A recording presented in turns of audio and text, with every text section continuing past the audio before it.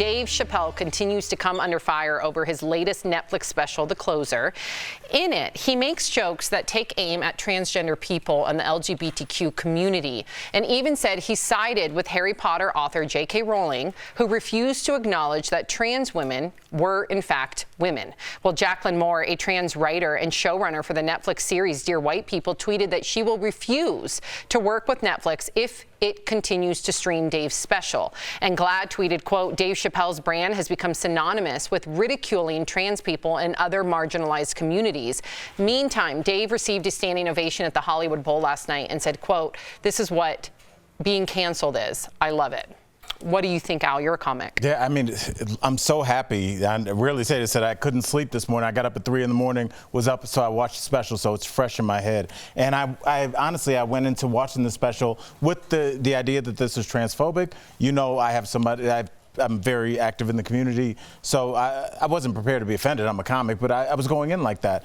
And what wasn't in that copy and what I have not read that's been tweeted or said about this special is he talked about one of the most humane and human connections that he had with a trans woman. I'm not giving anything else away, but it's very powerful at the end. And I would just tell people to watch it. All I do is I sit back. I'm a historian of comedians. I think about George Carlin, who talked about things like PTSD, drug addiction, giving up too much of your rights.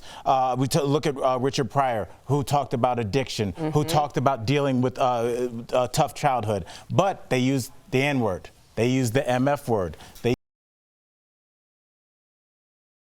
For people to push you away from that, but what they're saying was not only accurate then, it's accurate now.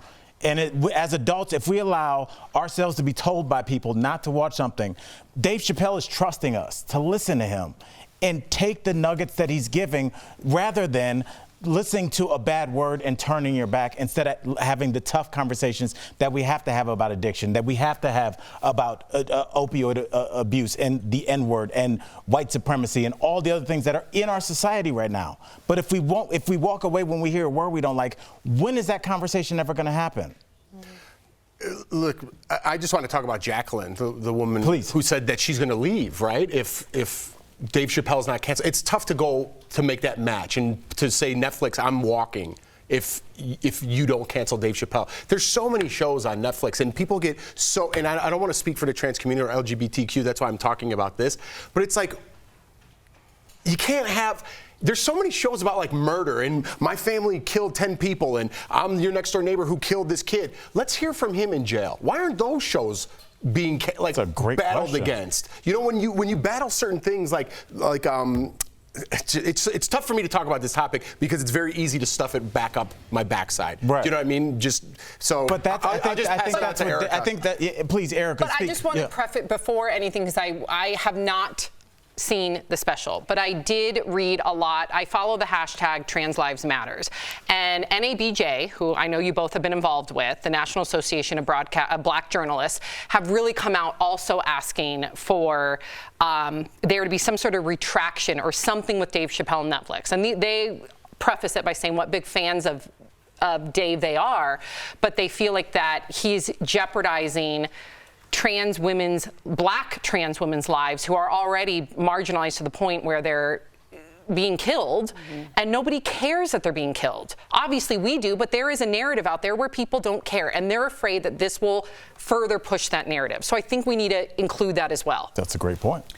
Yeah, I think I'm confused in these situations as to what the call is, because to be honest, I haven't seen the special, but to be informed to speak about it, I would have needed to have seen it. And I think that's the problem, that's the conundrum that we're in this moment. Because if you watch it, you're supporting it, but if you don't watch it, you don't know why you're not supporting it. So it's just a very strange thing, but at the end of the day, Dave Chappelle is someone who has already made the ultimate sacrifices for his career, or for his life versus his career. And he has been very clear that if it doesn't work for him, then he just won't be doing it anymore. And he has a huge fan base. So I think at this point, he is the only person who can really dictate what direction he's going to go in. And if that means the next special tackles this very issue, maybe that's the way it goes to. But there's no stopping or canceling Dave Chappelle. Let me ask this. I know we got to move.